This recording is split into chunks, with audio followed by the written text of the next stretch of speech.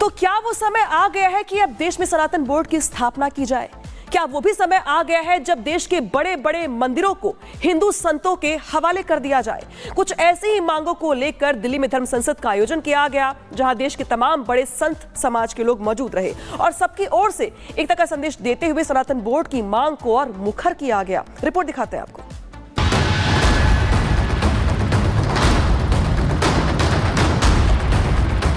देश में हिंदुओं की रक्षा के लिए, सनातन के उत्थान के लिए, मंदिरों के प्रबंधन के लिए सनातन बोर्ड की जरूरत है। हमें क्या चाहिए? हमें क्या चाहिए? किससे चाहते हैं आजादी? अब हर हिंदू की डिमांड सनातन बोर्ड है। दिल्ली में धर्म संसद में सनातन बोर्ड बनाने की मांग की गई। देवकी नंदन ठाकुर ने जंतर मंतर पर धर्म संसद बुलाई, जिसमें देश भर के साधु संत शामिल हुए। धर्म संसद के दौरान सभी संतों ने एक स्वर में सनातन बोर्ड बनाने की मांग की। मंच से देवकी नंदन ठाकुर ने धर्म संसद के एजेंडे को गिनाया। इस दौरान उन्होंने बताया कि धर्म संसद के एजेंडे में लव जिहाद, गौ रक्षा और कृष्ण जन्मभूमि विवाद शामिल रहा। देवकी नंदन ठाकुर ने मंच से हुंकार भरी और कहा कि बहुत सहेलियां अब नहीं सहेंगे, हिंदू अपना हक लेकर रहेंगे। बहुत सहेलियां, हिंदू हक, बहुत सहेलियां, हिंदू हक। अब हम बटेंगे नहीं और अब हम कटेंगे नहीं, और जो काटने की प्लानिंग करेगा ना, my dear, I will see you.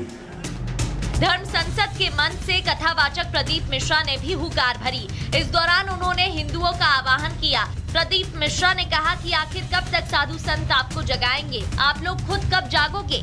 उन्होंने हिंदुओं से अपने घरों में बचाव के लिए हथियार भी रखने की अपील की। साथ ही उन्होंने तौकीर रजा पर निशाना साधा। सनातनियों के घर में कितने फरसे हैं, सनातनियों के घर में कितनी बर्छी है, सनातनियों के घर में कितने कितने औजार गुप्तियां हैं। मालूम पड़ा एक दो पड़ी होगी, उसमें भी जंग लग रही होगी, परंतु अब जंग लगाने की जरूरत नहीं। धर्म संसद के मंच से अयोध्या हनुमानगढ़ी के महंत राजू दास ने भी हिंदुओं का आह्वान किया।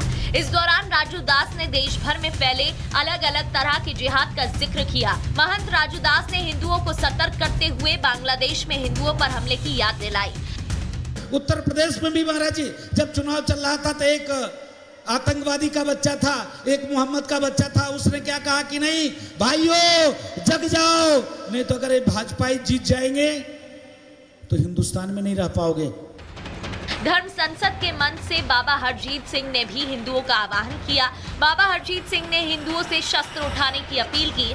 उन्होंने कहा कि हिंदू जब तक शस्त्र नहीं उठाएगा वो पिटता रहेगा। कलम के साथ अब हथियार उठाने का वक्त आ गया है। जहां बातों से नहीं काम चलना।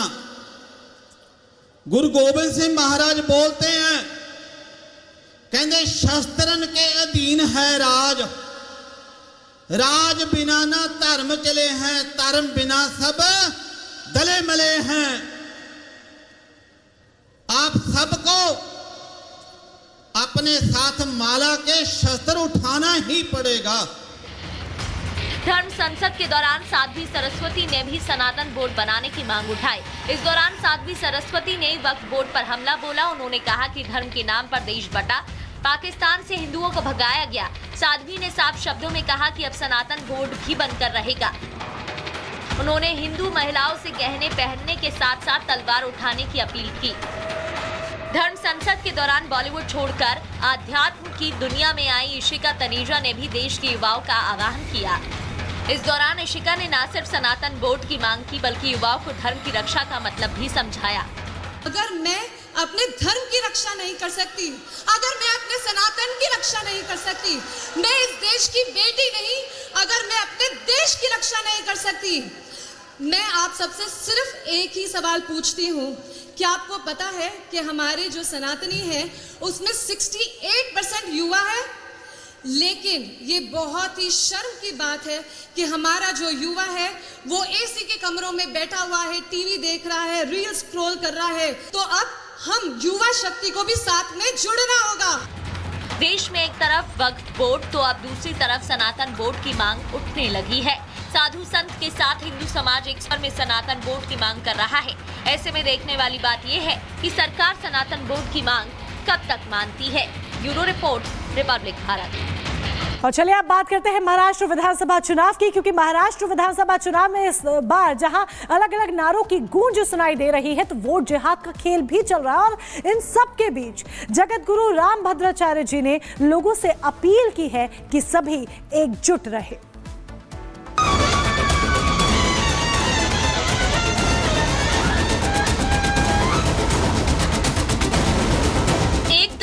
महाराष्ट्र में अघाड़ी वाले मुसलमानों से वोट जिहाद के नाम पर वोट बटोर रहे हैं और दूसरी ओर हिंदुओं के लिए जाति जाति की रट लगा रहे हैं। मतलब अपना वोट बैंक थोक में चाहिए और हिंदुओं को जाति में बांट दो। इसी के खिलाफ अब संतों ने भी मोर्चा खोल दिया है। जगत गुरु रामभद्राचार्य ने हिंदुओं के लिए क्या मैसेज दिया है वो सुनाए, उससे पहले जाति जनगणना पर ये बयान सुनिए। चुनौती देती हूँ मोदी जी को, अमित शाह जी को कि मंच पे खड़े होकर कह दें कि वो जाति जनगणना करवाएंगे। क्या आरक्षण का जो 50% की जो सीमा है उसको हटा देंगे। नौजवान नेता राहुल जी हाथ में पता नहीं लाल सा लिए रहते हैं, कहते हैं संविधान है, देखा नहीं है मैंने। कहा मैं जातिगत जनगणना करा के रहूंगा। क्या संकल्प है? अरे जातिगत जनगणना करा के करोगे क्या? कि देश की जनता को गुमराह करके राजनीति नहीं की जानी चाहिए। जाति और आरक्षण के नाम पर राजनीति का पारा गर्म है। ऐसे में राजस्थान में राम कथा के दौरान जगत गुरु रामभद्राचार्य ने हिंदुओं को जाति में बंटने के बजाय एकजुट रहकर मोदी के हाथ मजबूत करने को कहा है। इसके साथ ही उन्होंने आरक्षण का आधार जाति नहीं आर्थिक करने का भी ऐलान किया है। छोटी जातियों में राजनेता समाज को बांट रहे हैं। मैंने तो कहा सरकारों में दम हो तो जाति के आधार पर किया हुआ आरक्षण बंद किया जाए, आर्थिक आधार पर आरक्षण हो, अपने आप समाप्त हो जाए। इसके साथ ही रामभद्राचार्य ने खुलासा किया कि कैसे उन्होंने राजस्थान में एक ब्राह्मण को सीएम बनाने में रोल प्ले किया। जब चर्चा चल रही थी इस बार राजस्थान की बागडोर कौन संभाले, तो मैंने ऊपर वालों को संकेत किया था इस बार राजस्थान की बागडोर ब्राह्मण को दी जाए। जब तुलसी पीठाधीश्वर ने भजन लाल शर्मा को राजस्थान की सत्ता दिलाने में मदद की है, तो क्या वो अब हिंदुओं को भी विपक्ष के जाति कार्ड में फंसने नहीं देंगे? Bureau report, Republic Bharat.